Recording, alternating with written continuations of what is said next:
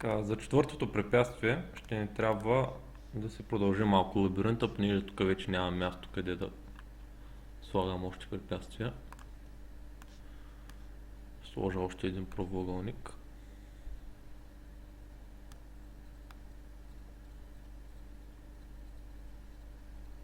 За насам.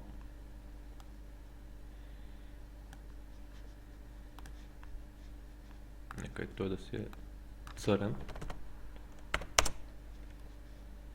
И тук ще използваме анимацията за уразмеряване, т.е. скейлване. Мога да сложа едно кръгче, което да го направим много малко.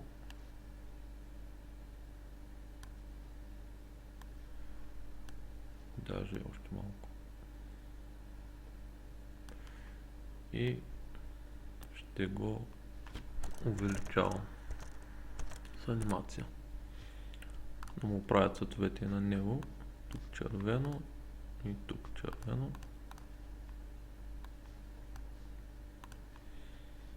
И да му сложа едно ID, за да можем да сетнем нода на анимацията към него. Obstacle 4, да кажем. Така. В IntelliJ слагаме пак поленцето, което представя нашия obstacle. И правим нова анимация за скейлване. Scale Transition.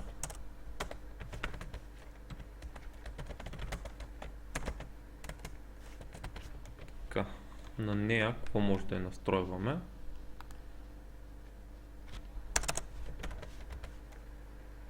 Node, както на другите. Ще трябва да кажем, че става дума за Obstacle 4.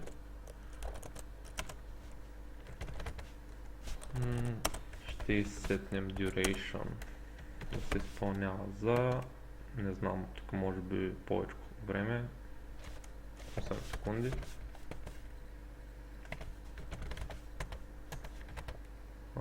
Отново да се изпълнява безброй пъти. Ставаме точка indefinite. И трябва да кажем с колко да се оголемява. Това може да стане с set by хикс, т.е. по хикс колко пъти да се увеличава, примерно 8 пъти. И set by y, пак 8 пъти. Тук има и даже set by set, ако работите с 3D графика. Но нас не ни интересува за сега. И трябва да плейнем анимацията.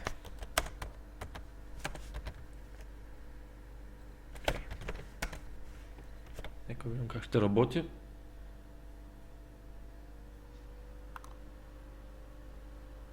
Да, виждаме, че се оголемява.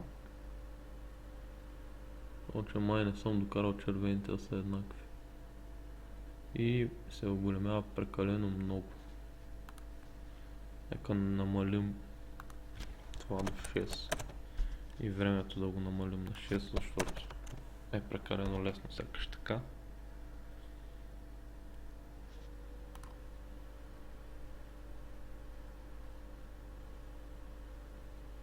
Така да пробвам да го мина. Много е важно играта ви да е минаема, затова си я тествайте постоянно.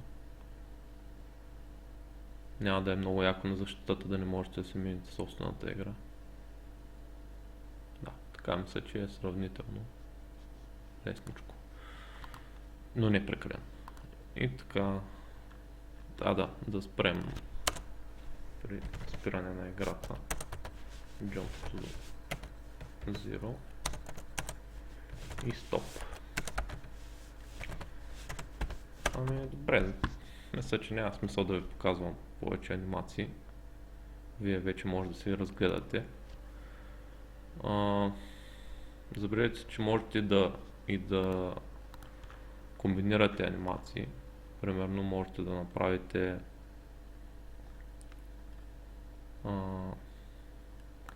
тук animation 1 да се отнася и за Obstacle 4 и едновременно той да се оголемява и движи напред-назад.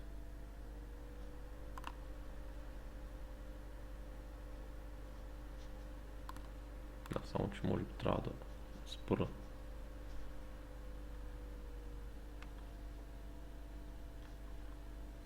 Или не, по-скоро да преместя това тук горе.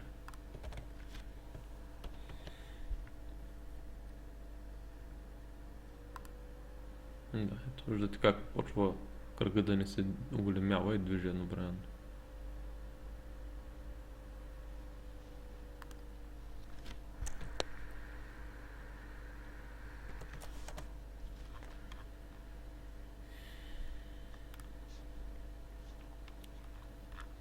В още не това е за анимациите, разгледайте си, комбинирайте ги.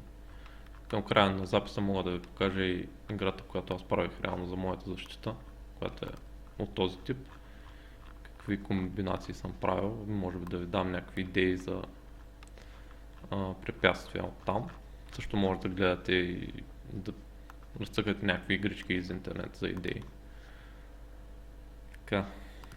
Много ключов част за играта ни, който до сега не обърна внимание, е, че понеже разчитаме на този евент on mouse exit на синьото поле, нали, губим.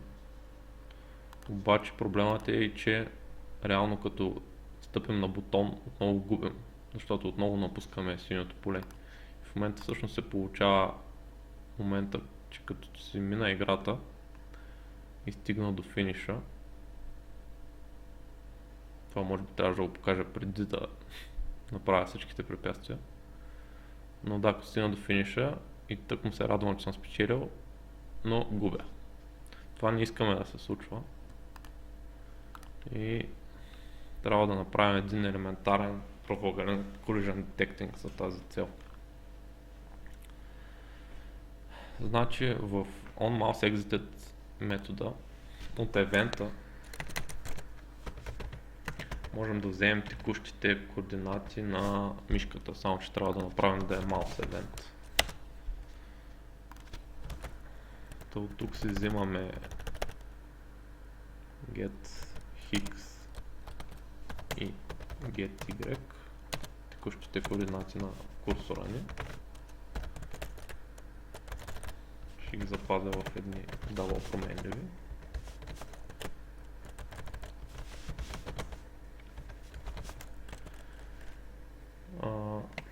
И с тези променливи можем да разберем дали се намираме в бутон. Като всъщност проверяваме, ако координатите на курсора ни са в някой от обектите, които не искаме да тригърваме евента, просто ще прекратим изпълняването на метода. Тоест, ако ще направя един метод contains, който да не изпълнява тази логика, който ще приема някакъв обект, в който искаме да проверяваме дали се намират координатите ни и съответно ще приема x и y. И ако е вярно, ако се намираме в този обект, ще прекратим изпълняването на метода и няма да ни спре играта и да ни изкара прозореца. Добре. Проблемът е какъв да е този обект, какво да приема всъщност нашия метод. Ако напишем бутон, тук бутон finish, правилно, при финиша не искаме да спира играта, си направим метода, то ще ни направи метод, който приема освен координатите x и y,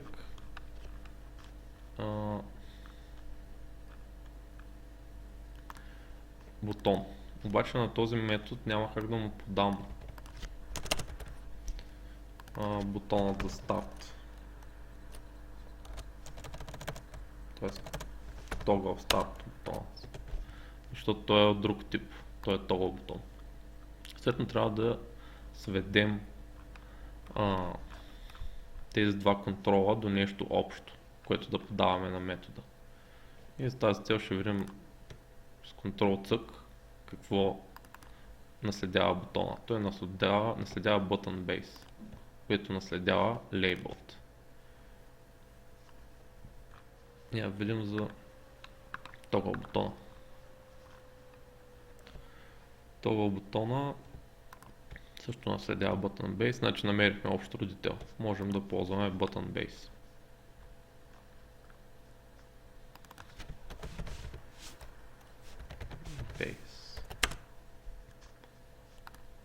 Но ако в някой момент решим да добавим някакъв лейбъл,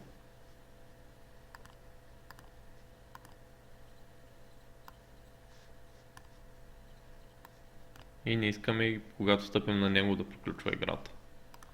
Затова ще върна до другото, което им беше общо, т.е. на button base labeled. Labeled вече го наследяват всякакви контроли и е най-подходящия за нашия случай, т.е. бутон, label и тогъл бутон. И също могат да му се вземат координати. Така че ще го променя до labeled. И това ще го простим item. Така, сега нека да си изкараме всъщност очертанията на нашия item. Първо ще имаме горната му граница. Това е на item-а всъщност Y.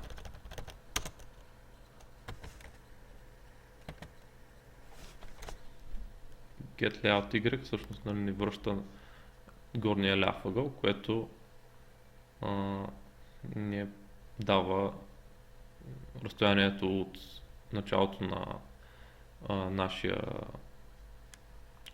контейнер, anchor pane, до бутона. Така, и съответно ще връщаме Y на мишката да е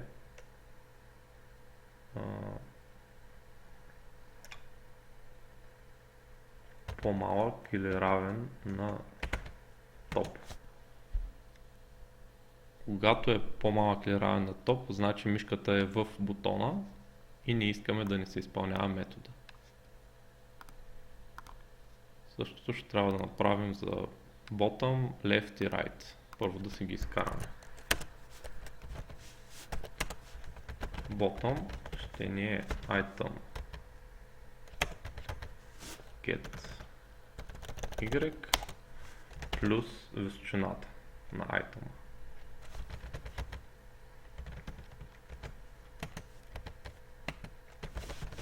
Left, лявата граница на нашия item ще бъде просто layout хикса му, а дясната ще бъде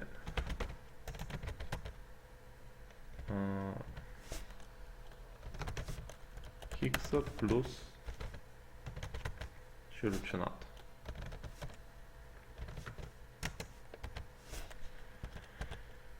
И вече когато Y е по-малък,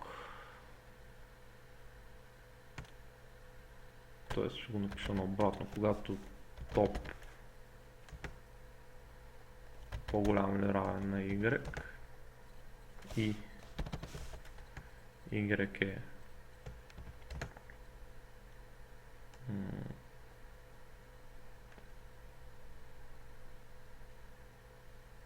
по-голям или равен на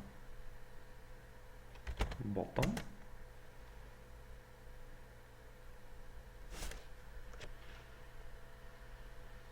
т.е. не, когато топ е по-малък или равен на Y, поставяте и е топ е, да, значи всъщност не трябва Y да е между топ и bottom, т.е. тук границата ще е така. Да, значи Y по-голямо от топ и по-малко от bottom. Същото за хикса, само че с left и right.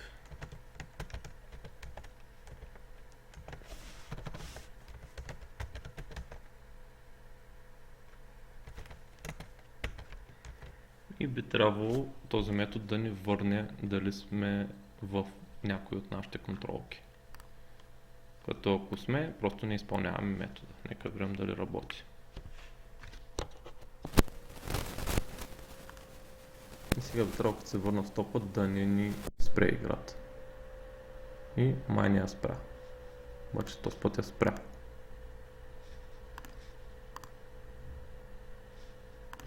Някой път май работи, някой път не. Сега сработи. Сега пак сработи. Но сега не сработи. Страни май е така. Да. Добре, явно има някакъв момент, когато не можем достатъчно бързо да сметнем това, преди да хване евентър, не съм сигурен. Но като цяло открих, че трябва тук да добавим някакъв малък толеранс, примерно от 2, за да нямаме такива проблеми. Съответно този толеранс го вадим от топ и го прибавяме към bottom. Същото и за left. При left го вадим, при right го прибавяме. Вече би трябвало да нямаме проблем.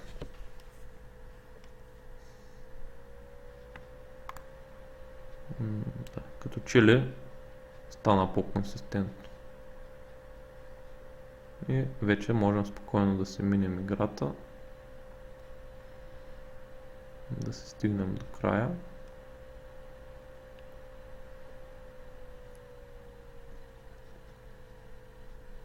Това кръглото май е прекалено лесно. И да се цъкнем финиш. Това си представете, че пише сега UN. Просто не ми се правиш втори прозорец. Добре.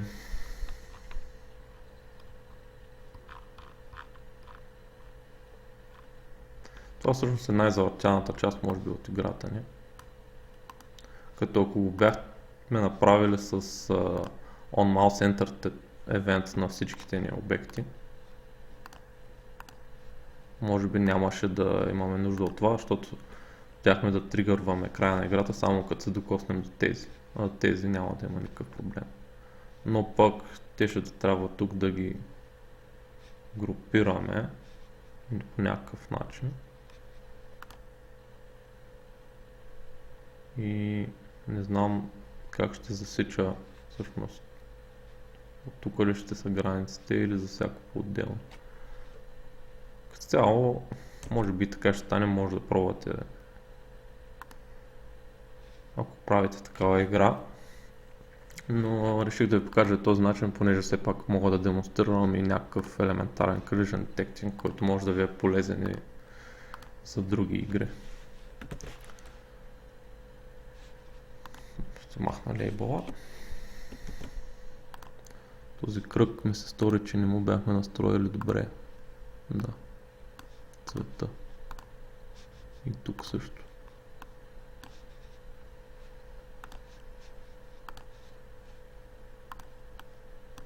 Че е червен, да е червен. Тези са си окей. Добре.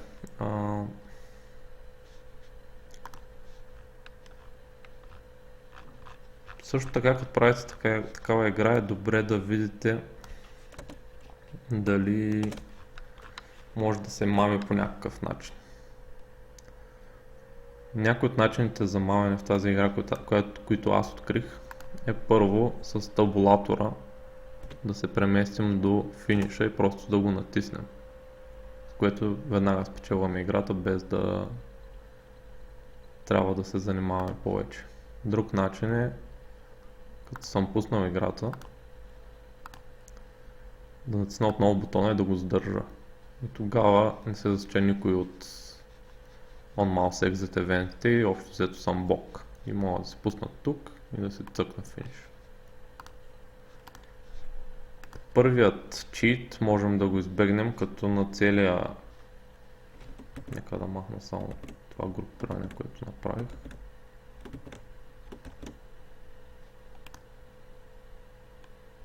Всъщност, аз май го бях махнал.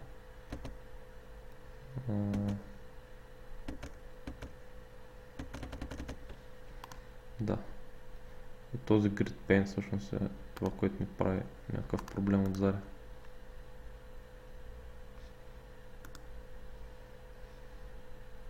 Добре, както и да е. Това мисля, че може да го изкарате извън grid pane и да не се занимавате. Или не.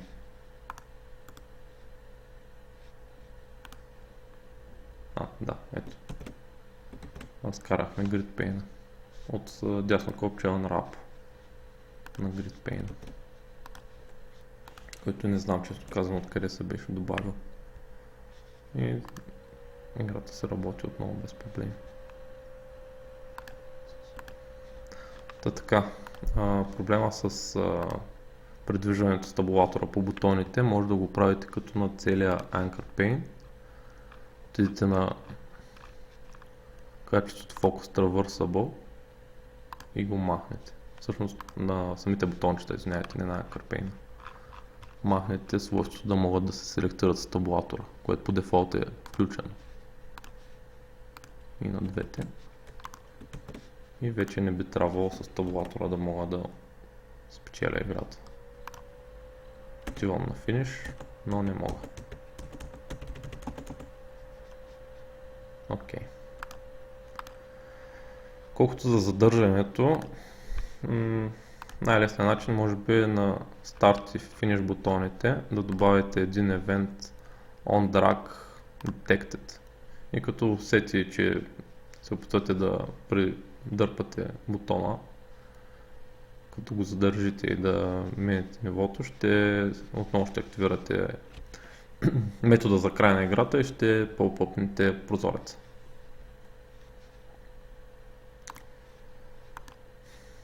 Друг начин за читване е като стартираме някакъв нов прозорец върху нашия, примерно един Explorer, спускам и мога като пича да се преместя тук и да се цъкна финиш, само че фейлнах, както и да е. Другия вариант е, особено ако сте с така обичания от всичко Windows 8, да си отворите Start менюто, да се преместите до някъде тук и да се цъкнете финиш.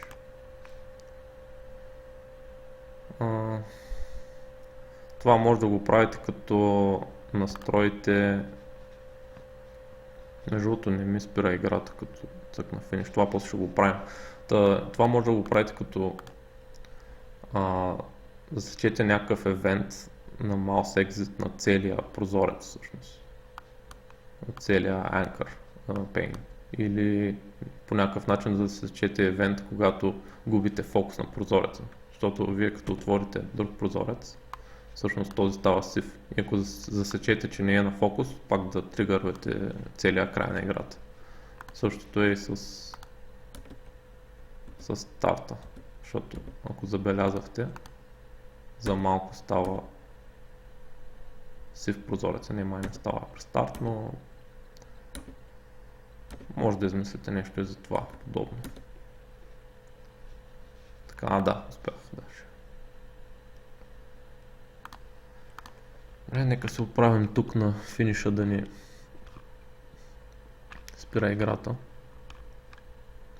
Финиш.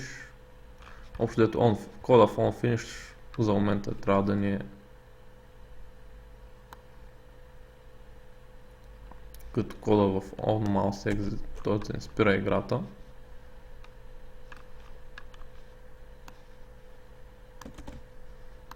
Но без тази цялата работа да не се изпълнява, ако сме на бутон.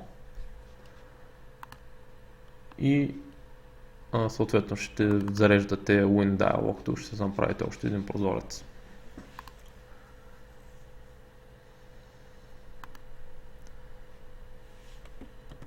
И вече би трябвало като спечеля Даже тук ще читна, за да не минавам цялото нещо. Спечеля да не спира играта. Да. Всичко работи. Ами окей. Общо взето това е проектчето ни. Аз съм го качил и в GitHub. Моя GitHub е Tools92. Можете да влезете най-спокойно в профила ми и да видите това репозитори за JavaFX Game Workshop. Тук общо взето, като се подготвях за тази лекция, направих един проект доста подобен на този и може да разгледате кода от source. Даже тук съм направил и win диалога. Съответно, в Java Group Project Repository може да разгледате моята игра, която правихме с един колега за екипния ни проект по Java преди няколко месеца. Тя е доста по-така развита версия на това, което правихме днес. Съответно и ще ви покажа как изглежда, за да ви дам някакви идеи евентуално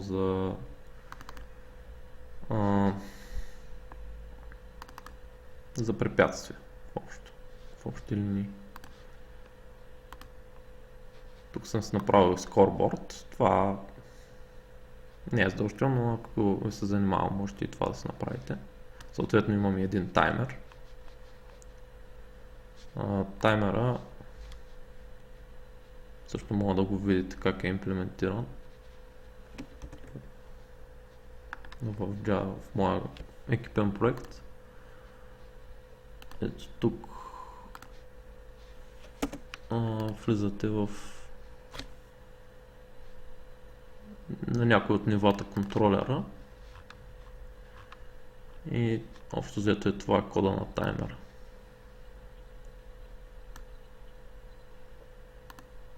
Може да си го разгледате. Он работи с таймер класа и общо взето, когато секундите станат 60, увеличаваме минутите, анулираме секундите и така нататък. Няма нищо сложно. И в един лейбъл сетваме текста, който е от лейбъла на всеки тик на таймера. Това е нивото на колегата ми. Всъщност няма да изигравам сега играта, защото ще ми е доста трудно, докато говоря. Вместо това ще ви пусна един запис, където мисля, че имах запис, където изигравам играта. Като цяло е добра идея да вместо да играете лайв на защитата си, да направите запис как играете играта и да просто го пуснете и да обяснявате докато си тече.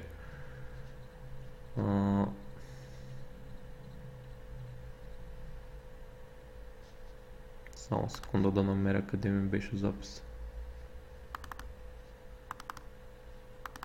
Да, е тук. Така. Ще пусна един zoomit.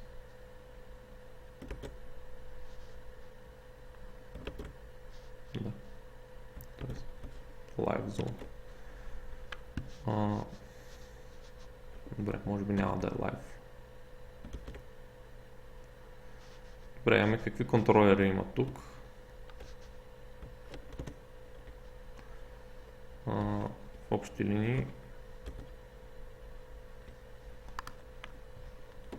нещо, което повече се вижда жълто, примерно. Така, това е кръг, който се оголемява и смалява като нашия. Тук имаме едни кутийки, които слизат отдолу. Нищо по-специално. Това може би е малко по-интересно. Това е едно махало, което всъщност е един правоъгълник, който е дълъг два пъти, колкото се вижда. И му е сложен Rotate Transition от някакъв ъгъл до някакъв ъгъл. Не се върти напълно, ами просто маха.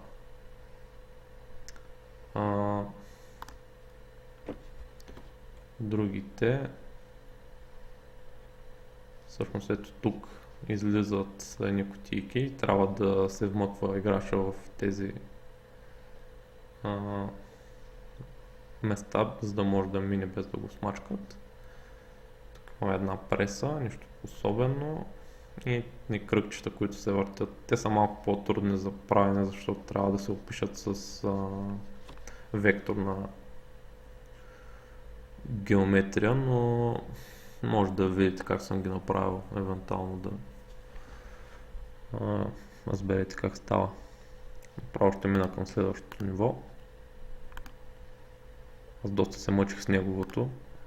Моето ниво е ето това. Тук по-интересното, това са два правоъгълника, които се въртят едновременно с Rotate Transition. Тук пак имаме идеята на тези кутийки, които излизат отдолу и всъщност нормално не можем да минем, а трябва между тях да се вмъкваме и докато е интервал между двете да минаваме така. Този обект е малко по-интересен. Той едновременно се върти и движи и е доста така чаленджинг за минаване. Тук идеята е този дългия правоъгълник да ни смачква, т.е. да трябва да минем бързо с мишката по цялата дължина и тези просто се въртят така по-малко. Друго интересно е накрая всъщност на моето ниво, когато стигнете до финиша. Цъкате и се оказва, че това не е истинския финиш, трябва да стигнете до истинския, който е зад стена. И предвидно няма как да се стигне до там.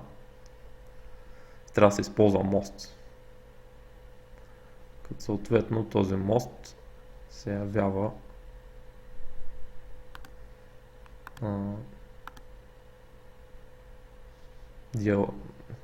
контекстно меню към бутона. С дясно копче минаваме по моста и финишираме. Съответно печелим и може да си въведем името да ни въведе high score.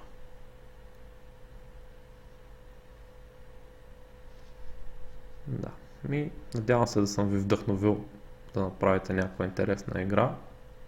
Ще се радвам, ако видя някой друг маусмейс на защитите. И така. Друго интересно.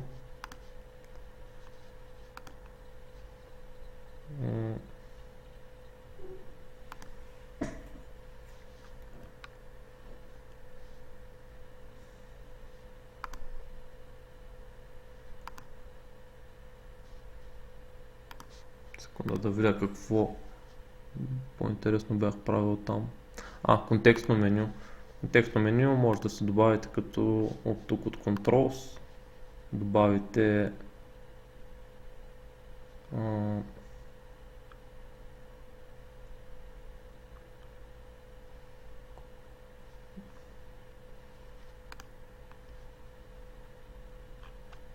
секунда само, да, т.е. от меню добавите контекстно меню към бутона и вътре може да добавите меню айтеми. И така, като имате това, с дясно копче ще се появява някакво контекстно меню. Добре, това май е от мен. Също можете да, ако ви остане време, да си направите някаква кратка документация на проекта. Това се оценява, защото в реалните ситуации, като разработвате в софтуер, понякога ще ви се налага да пишете и документация, така че е добре от сега да свиквате. И да, това е в общи линии.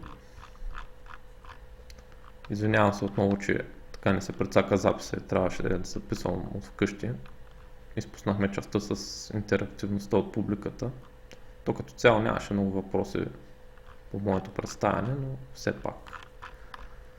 Добре, успех с играта и до скоро!